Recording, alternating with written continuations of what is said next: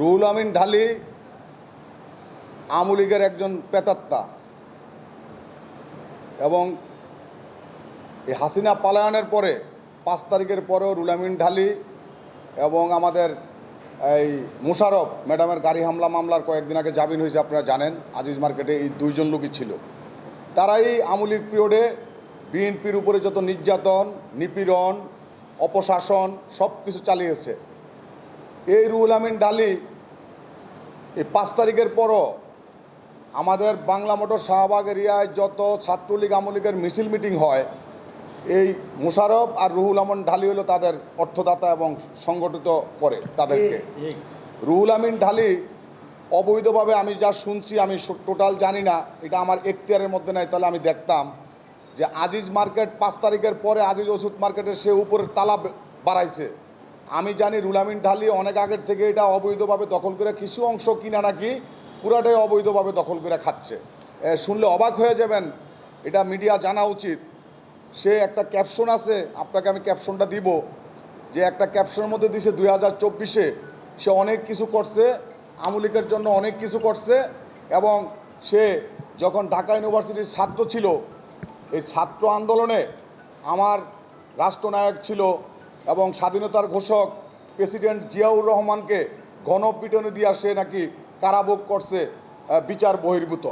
আর বৈষম্য বিরোধী ছাত্র আন্দোলনের এই হাসিনা পলায়নের এই গণ অভ্যুত্থানের কিন্তু একটা এই মার্ডার মামলা আছে রুহুল আমিন ঢালির নামে।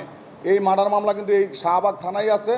কালকে তাকে ওই মামলার আলোকেতেই তাকে অ্যারেস্ট করা হয়েছে এবং আজকে সে কারাগারে প্রেরণ করছে শাহবাগ থানা। আমি শাহবাগ থানাকে ধন্যবাদ জানাই। সে নিজে গাড়ি নিয়ে শাহবাগ থানা যায় বিএনপির বিরুদ্ধে মামলা করতে। থানায় যায় দেখে সে মামলা রুজ করতেছে ওখানে বৈশা। পরে বললাম যে আপনি 5 তারিখে যেই গণ অভ্যুত্থান, ওই ছাত্র হত্যার মামলার আসামি, আপনি 200 কত নম্বর আসামি হয়ে আপনি কীভাবে এজাহারভুক্ত আসামি হয়ে আপনি বিএনপির বিরুদ্ধে এই শাহবাগ থানায় মামলা করতে আসলেন? তখনই প্রশাসনের টনক লড়ে এবং এভিডেন্সগুলি আমরা দেই। তখনই প্রশাসন ঊর্ধ্বতম কর্মকর্তাদের সাথে আলাপ আলোচনা করে রাতে 3টার দিকে তাকে অ্যারেস্ট করে লকআপে ঢুকাইছে। প্রশাসনের কাছে আমার প্রশ্নটা, রুহুল আমিন ঢালি তখন দেখতাম বডিগার্ডের কাছে অস্ত্র, ওনার কাছে 2টা পিস্তল, এটা আমার নিজের চোখে দেখা। কিন্তু আমি প্রশাসনকে কালকেও বলেছি যে এইগুলি কতটুক লাইসেন্স করা বা অবৈধ কিনা, এবং ইউনিট সরকারের আমলে লাইসেন্স করা যে অস্ত্রগুলি আছে সবগুলি জমা দিতে বলছে। তখনও ওনার কাছে অস্ত্র ছিল, উনি কেন জমা দেয় নাই? এত বড় হিম্মত উনি কোথার থেকে পায়? এবং আইনের প্রতি ওনার শ্রদ্ধা নাই কেন? এটা আমি আইন শৃঙ্খলা বাহিনীকে বলছি যে আপনি এটা খুব নিখুঁতভাবে খতিয়ে দেখবেন যে আসলে ওনার অস্ত্রগুলি কতটুকু বৈধ আর কতটুকু অবৈধ। বৈধ হলেও তো আমাদের কিছু করার নাই, সরকার তাকে যদি লাইসেন্স দেওয়া থাকে সেইটা আইন দেখবে।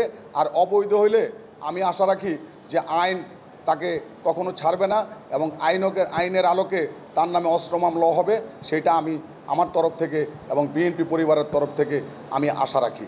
আরেকটা কথা হলো যে রুহুল আমিন ঢালি আপনার এই বীর মুক্তিযোদ্ধা সে বলে। আমি আমার দলের ঊর্ধ্বতম কর্মকর্তাদের কাছে আমি খুব ছোট একটা কর্মী হয়ে এ দলের আমি আবেদন রাখবো, সে কতটুক মুক্তিযোদ্ধা এটা যেন রাষ্ট্রীয়ভাবে এটা যেন যাচাই বাছাই করে, যেন এই জিনিসটা দেখে। আমরা জানি আওয়ামী লীগ পিরিয়ডে অনেকেই ভুয়া মুক্তিযোদ্ধা হয়েছে এবং অনেকে ধরাও খাইছে। তার মুক্তিযোদ্ধা কি আসলেই সে মুক্তিযোদ্ধা নাকি ভুয়া মুক্তিযোদ্ধা, এটা আমি মনে করি ইনভেস্টিগেশনের মাধ্যমে বেরিয়ে আসবে। শুনেন একটা কথা কি, আমি কিন্তু শহীদের সন্তান। আমার বাবা নর্থ বেঙ্গল সুগার মিলে চাকরিগত অবস্থায় সে মুক্তিযোদ্ধা শহীদ, সে মুক্তিযোদ্ধা করেছে এবং 1971 সালে 5ই মে ওখানে সে শহীদ হয়েছে। আমরা শহীদের মর্যাদা পাই না, কিন্তু ভুয়া মুক্তিযোদ্ধারা মুক্তিযোদ্ধা সেজে সরকার থেকে, গত এই ফেসিবাদ সরকার থেকে অনেক প্লট, অনেক টাকা, অনেক ভাতা নিয়েছে। আমি মাননীয় প্রাইম মিনিস্টারের কাছে একটা আকুল আবেদন রাখবো যে আমি শহীদের সন্তান হিসাবে আমার দিকে যেন একটু প্রাইম মিনিস্টার তাকায়। আমি এই দলের জন্য নিবেদিত প্রাণ এবং এই দলে আমি আজকে 36 বছর দল করি। আমাকে কোনোভাবে এই দল থেকে বিতাড়িত করতে পারে নাই। আওয়ামী লীগ অনেকভাবে চেয়েছিল, এই শাহবাগের যারা ছিল তারা আমাকে অনেক চেয়েছিল যে এই মেয়র তাপসের প্রেতাত্মা যারা ছিল তারা বলছিল যে আমাকে এই দিবে সেই দিবে। আমি বলছি আমি যদি আমার শহীদের ভাতা খাই তাহলে আল্লাহ বেহেস্ত নসিব করুক, ম্যাডাম খালেদা জিয়ার থেকে খাবো, আর নলে জননেতা তারেক রহমান থেকে খাবো। তবে আমি আমার দিকে একটু সুদৃষ্টি রাখতে আমি আবেদন জানাবো মাননীয় প্রাইম মিনিস্টারের কাছে। আমি শহীদের সন্তান, আমি যেন এই সরকারের কাছে আমার বাবার যে মর্যাদাটা, এই মর্যাদাটা যেন আমি পাই। আমি বাবার মর্যাদা নিয়ে যেন আমি আদর্শ নীতি নিয়ে এই বিএনপি ধারণ করি, বিএনপি দলটার মধ্যে আমি থাকবো, আমি যেন মৃত্যুবরণ করতে পারি, এটাই আমার আশা।